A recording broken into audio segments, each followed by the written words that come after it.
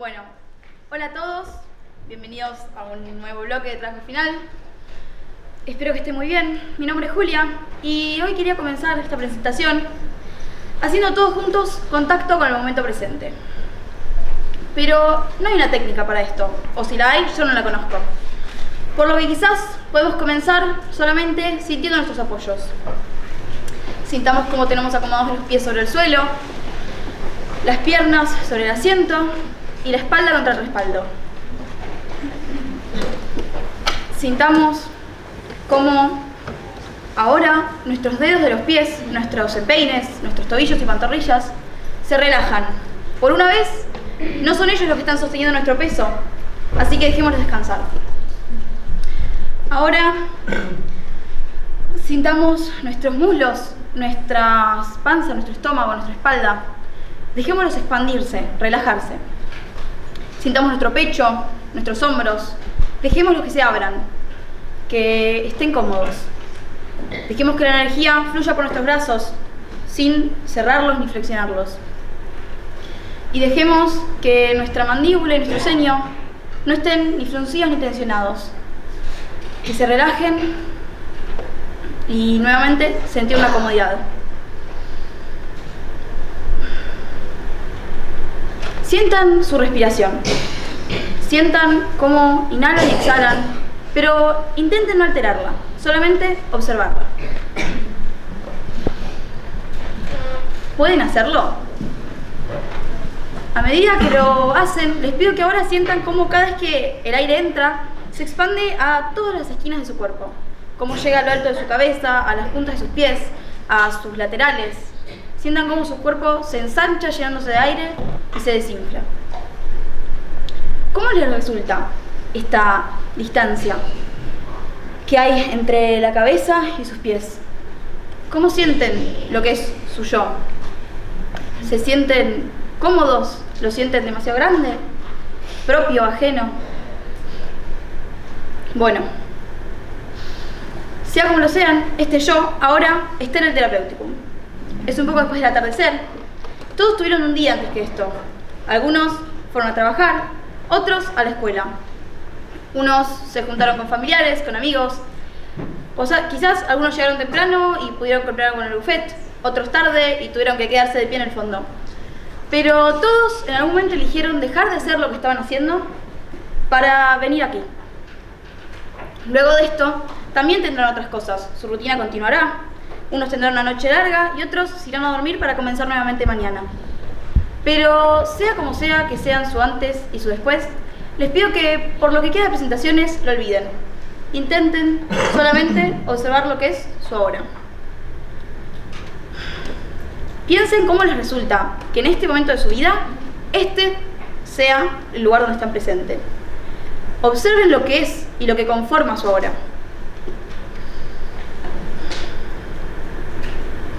Habiendo hecho por lo menos un intento de hacer contacto con el momento presente, puedo ahora sí proseguir contándoles por qué elegí el tema que elegí. Voy a tomar agua.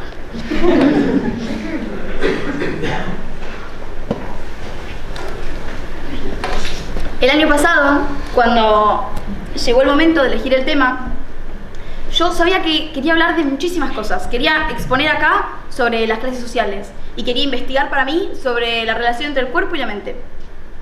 Pero sabía que fuera el tema que eligiera, quería que este me haga feliz. Así que elegí la felicidad como tema de trabajo final.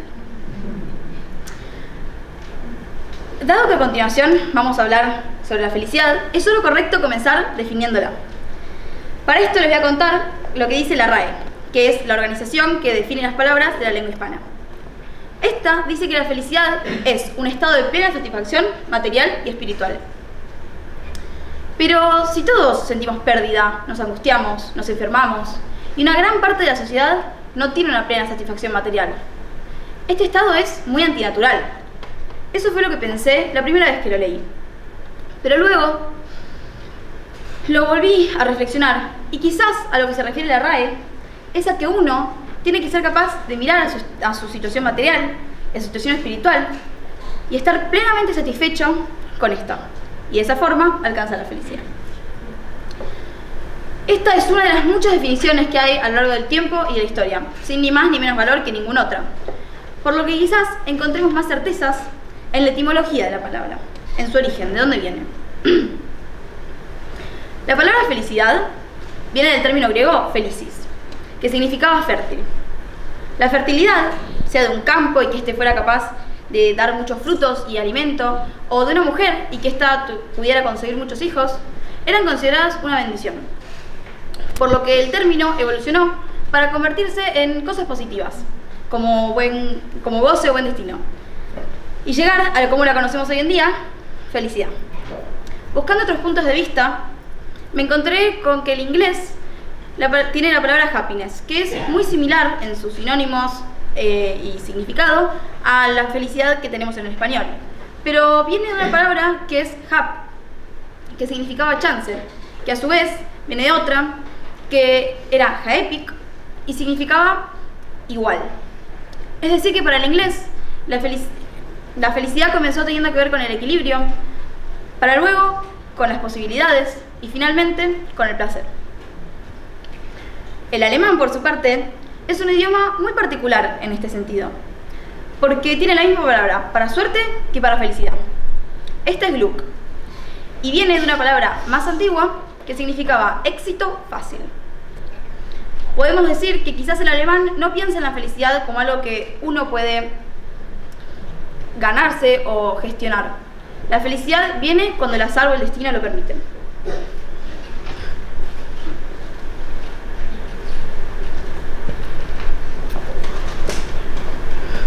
Estos tres idiomas son de una región muy cercana y evolucionaron en tiempos también muy similares. Por lo que me pareció importante buscar una visión de Oriente y para esto elegí Bangladesh. Allí a la felicidad se le dice sukh, que viene del sánscrito sukha, en el que su era bueno y ka espacio. Juntos hablaban de comodidad y de placer. El término evolucionó y hoy en día sukh habla de bienestar físico, habla de satisfacción y bienestar interior.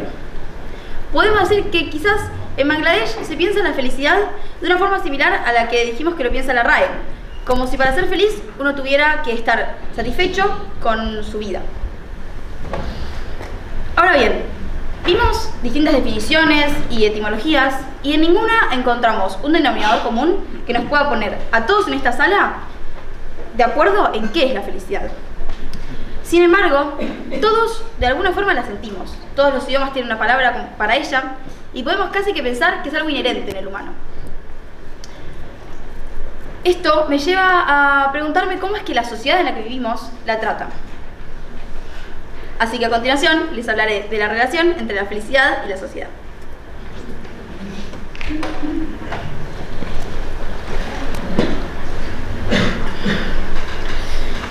En la sociedad de hoy hay muchas personas que creen que la felicidad es algo idílico e inalcanzable. Y por esto deciden dedicar su vida a acumular placeres y evitar dolores, viendo el camino más sencillo a esto en el éxito y en el dinero. El éxito está relacionado con la felicidad si se lo piensa superficialmente. Pero si buscamos con más profundidad, ser exitoso en verdad es ser feliz. La palabra éxito significa resultado feliz de una actuación, negocio, etc. Y de esto podemos deducir que si alguien conoce a su ídolo, se hace famoso y gana la lotería todo el mismo día y sin embargo aún no es feliz, entonces no alcanzó el éxito. El dinero, por su parte, nos trae la posibilidad de frenar, de deshacernos del estrés de no llegar a fin de mes y de disfrutar de la vida que tenemos. Pero es muy poco común que las personas, cuando alcanzan este estado en el que pueden frenar y disfrutar, lo hagan. La gente sigue sufriendo por querer más y más dinero, incluso cuando ya no puede ni contarlo ni gastarlo. ¿Cuál es el punto de perseguir un dinero que no nos ahorra ningún malestar?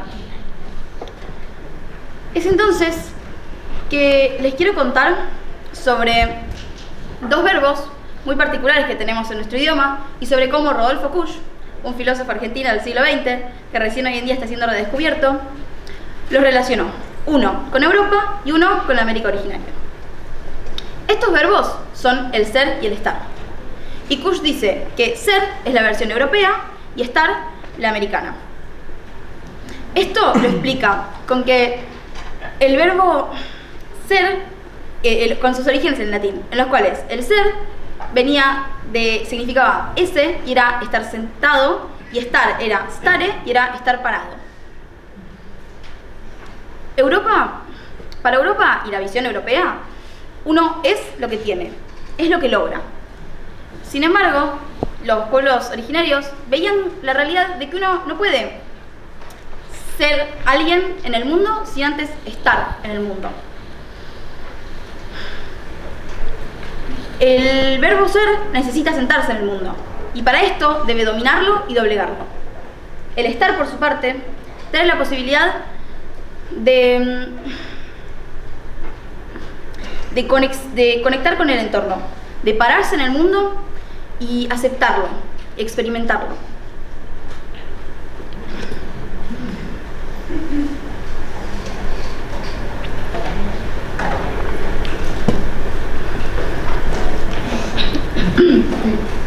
Creo sospechar entonces que quizás la fiereza con la que tanta gente persigue una vida de fama y dinero esconde detrás un miedo a aceptar que no hay un camino, ni para ser amado ni para ser feliz. Tenemos terror a aceptar algo que siempre fue, que es que en verdad no sabemos casi nada. El verbo estar implica esta aceptación de la impermanencia de la vida humana, y esto suele causar miedo o rechazo en las personas. Pero cuando uno decide que está listo para aceptar y que quiere frenar y disfrutar de la vida, ¿cómo sabe cuándo es el momento? ¿Cuándo es suficiente? Pues la respuesta que encontré a esto era que la comprobación de cómo nos afectan verdaderamente las cosas, está en el cuerpo. Y a continuación abordaré entonces la relación entre el cuerpo y la felicidad. La cultura actual, y en verdad es del siglo XX, divide la entidad humana entre mente y cuerpo.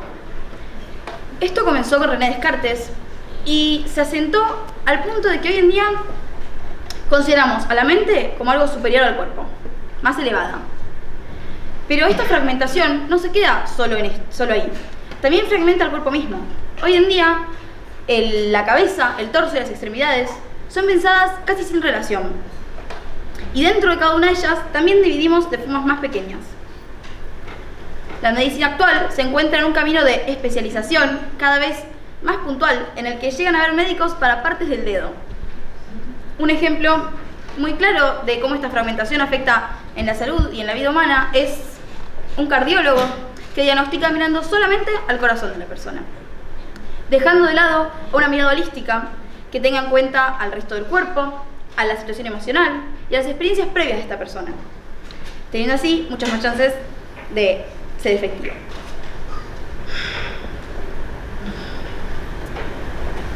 Podemos decir entonces que estas fragmentaciones y divisiones son muy negativas para el ser. Estando fragmentados, se nos vuelve compleja y agotadora cualquier tarea que implique presencia absoluta. Nos olvidamos de quiénes somos, de qué deseamos, de cómo nos sentimos. Nos olvidamos de que el cuerpo es yo, y yo soy el cuerpo. Y es con el yo entero con el que se experimenta la felicidad.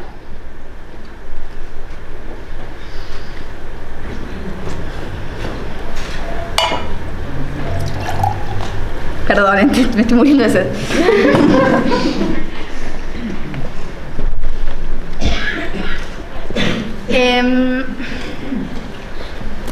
Les quiero pedir ahora que volvamos un momento al inicio, cuando les pedí que conectaran con su ahora.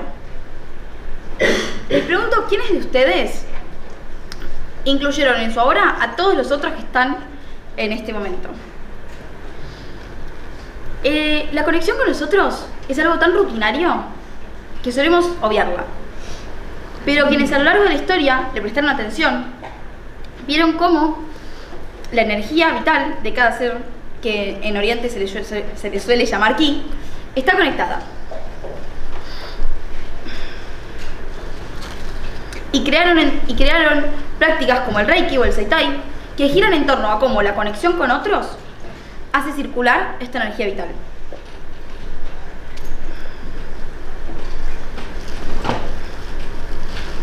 Esto nos hace pensar que el ser en parte está conectado con nosotros. Pues mi ki, el ki de todos ustedes, el de un árbol y el del océano entero son el mismo. Entonces, ¿cómo sabemos si hay una barrera entre yo y ustedes? Y si hay, ¿dónde está esta barrera? Bueno, hay un filósofo llamado Jean-Luc Nancy que dice que el cuerpo, al que él considera el yo en su totalidad, es sentido. Con sentido se refiere a relación o contacto. Nosotros solemos pensar que el cuerpo tiene relación con el mundo o contacto con este, pero él plantea que lo es. Él dice que el cuerpo existe en convivencia con nosotros, con el mundo, y por esto no hay una división clara entre mi cuerpo y su cuerpo. No es una propiedad de cada uno, sino que es con los otros. Perdón.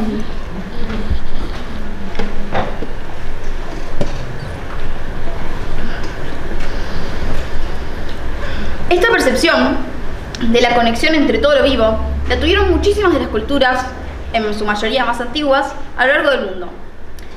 Entre estas están las que crearon el concepto de ki y también los pueblos originarios.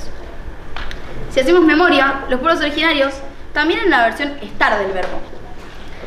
Esto nos puede hacer pensar que cuando uno se acerca a comprender y sentir esta conexión que hay entre todo lo vivo, también se acerca a estar en el mundo de la forma en que lo plantea Kush.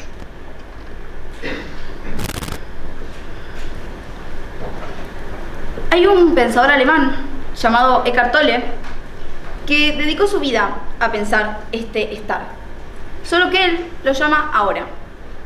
Él es el escritor de un libro bastante conocido llamado El poder de la hora, en el cual habla de cómo habla del estado de presencia y del estado de aceptación que este estado de presencia permiten. Lamentablemente, Tolle tampoco tiene una técnica clara para acceder a este estado de presencia.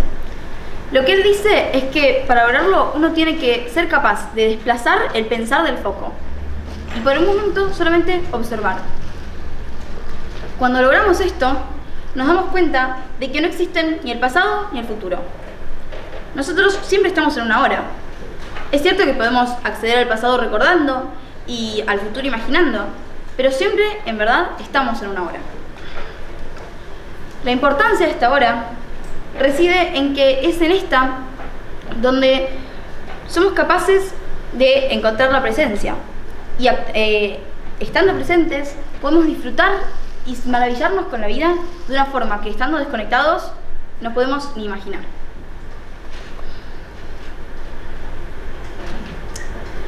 Pero este estado de presencia trae consigo también el hecho de que uno tiene que ser capaz de ver las cosas sin la mente adulterándolas. Tenemos que ser capaces de aceptar la inexistencia de todo lo que no es este instante y la falta de certezas que tenemos en general. Para muchos, esto es demasiado y prefieren dedicarse una vida materialista y llena de falsas certezas a enfrentarse a esto. Pero quienes se sienten capaces de aceptar, logran pasar por los buenos momentos, como ya dije, con un nivel mucho mayor de disfrute, pero también por los malos, con la conciencia de que es solo uno de los muchos ahora que ya vendrán. Y de esta forma no tienen el deseo de estancarse en ese dolor, en ese sufrimiento, como sucede cuando nos olvidamos de la impermanencia del tiempo. Estoy pasando mal.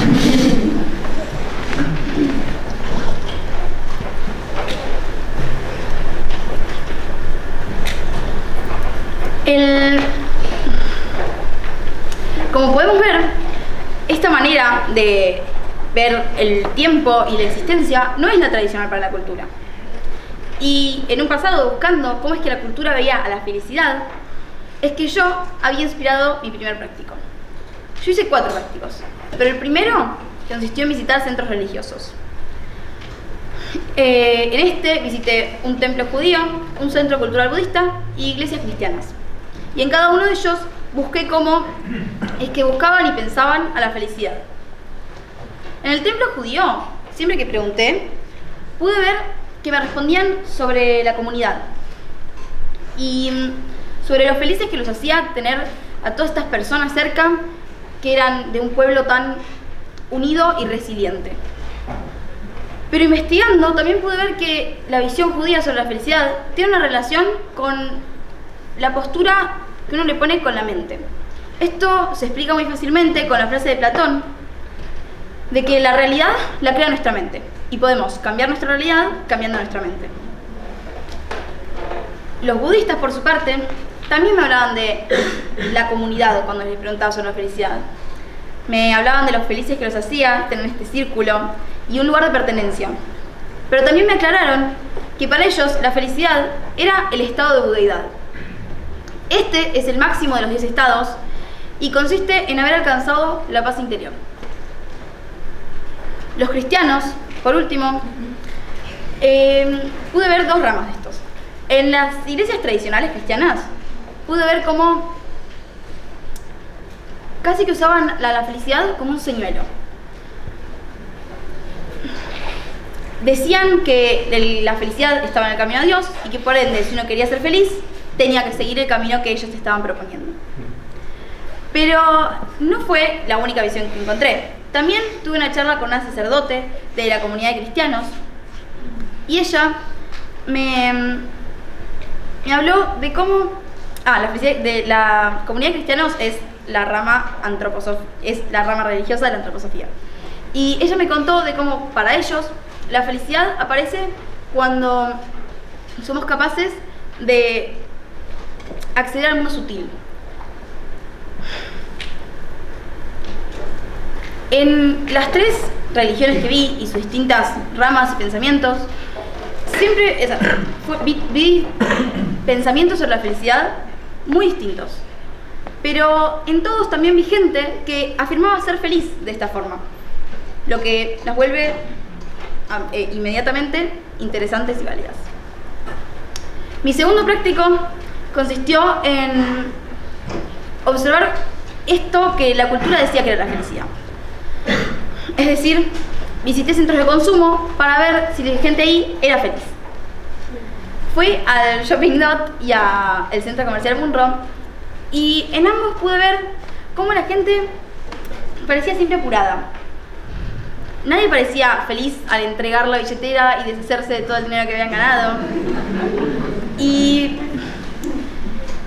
el trato de las personas y su actitud parecía casi empeorar en relación a la cantidad de bolsas que tenían. La única excepción que vi a esto fue en la librería del Dot Jenny, donde había niños correteando, gente sentada en el piso leyendo y muchísimas personas. Allí todos parecían tomarse su tiempo. Mientras que esto era excepcional a tal punto que una vendedora de Munro me mencionó cómo las personas ya no tenían la paciencia para hacer una fila. Ella se veía obligados a atenderlos a todos, mientras que ellos muchas veces ni siquiera la saludaban. Acá se ve muy gráficamente cómo cuando nos enfrentamos a una situación de consumo, perdemos de vista a los otros y al nivel de importancia de las cosas, alejándonos mucho de la calle de la hora. Mi tercer práctico consistió en unas clases de baile, en las cuales eran de una técnica llamada Azul Movimiento Consciente. Esta gira en torno al movimiento, la conexión con el cuerpo y así alcanzar la expresión y la libertad. Las clases siempre comenzaban haciendo contacto con el cuerpo, pero no se sentía como si estuviéramos trayendo la mente y conectándola con el cuerpo, sino más bien como si estuviéramos conectando con el hecho de que éramos un ser entero. Luego de esto teníamos 1 hora para movernos como nos necesitáramos, de forma casi que instintiva. Y siempre terminaba las clases siendo muy consciente de cómo y dónde estaba, lo cual me terminó de comprobar que darnos un espacio para movernos y expresarnos sin estar controlándonos con el pensar es clave para poder acceder al estado de presencia y así a la sorpresa y la admiración que traen la felicidad. Mi último práctico consistió en una intervención en la escuela. En esta fui el día anterior, cuando ya todos se habían ido, y pegué carteles con frases. En la escalera hablaba del tiempo, en el pasillo sobre el dinero y tiré papeles en el piso con cosas lindas de la vida. En el baño, que estaba dedicado al cuerpo, hice dibujos y también había carteles. Y en las aulas, que eran sobre los otros, y la conexión con los otros, escribí en los pizarrones y pegué carteles en los bancos.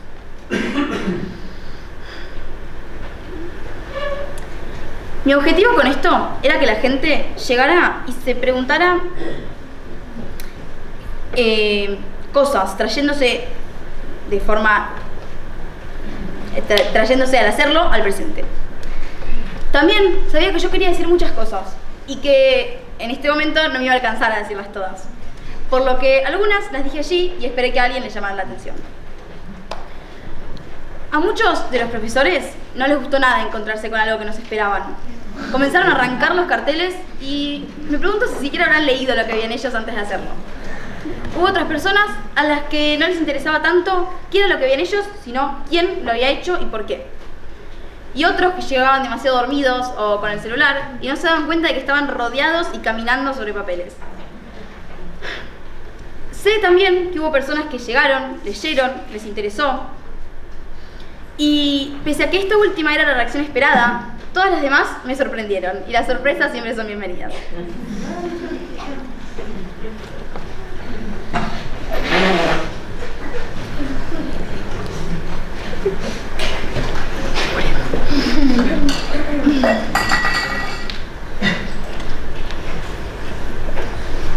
Bueno, ahora sí, llegando a la conclusión, puedo decir que la felicidad, pese a ser indefinible, es más real y relevante en el funcionamiento del mundo que muchas cosas que podemos definir o incluso ver. También creo que el capitalismo utiliza nuestro deseo de ser felices para convertirnos en mejores consumidores. Y creo que muchas personas son conscientes de esto y lo eligen igualmente, porque es mucho más fácil creer que sos que verdaderamente estar. Tener una mirada holística que incluya a todo el cuerpo, a todo el ser, es muy importante. En lo referente a mi trabajo, porque solo estando completos podemos ser completamente felices. Pero también porque solo podemos hacer una acción que traiga éxito cuando ésta sale de un deseo enteramente propio. Llego a este punto del trabajo creyendo que para ser feliz tenemos que ser capaces de aceptar el estado de presencia y la falta de certezas que tenemos. Dejar de lado por un momento el pensamiento fragmentario y lógico y solamente observar. También creo que tenemos que dejar de idealizar la felicidad como un estado de absoluto placer, porque eso la aleja mucho de nosotros. Pero sé que hay un montón de personas que la van a pensar de esta forma o de otras también muy distintas. Y pese a que no hay un camino claro, o pese a que no hay un camino o una regla para ser feliz, yo creo que la felicidad llega cuando aprendemos a maravillarnos de que el cielo es azul. Cuando cada vez que sentimos el cuerpo nos maravillamos de serlo. Cuando nos sorprendemos de tener cosquillas porque no sabemos por qué. Y aprendemos a sentir a los otros que hay a nuestro alrededor. Creo que la felicidad llega cuando aprendemos a enamorarnos de estos y de mucho más. Llega cuando aprendemos a enamorarnos de la vida. Muchas gracias.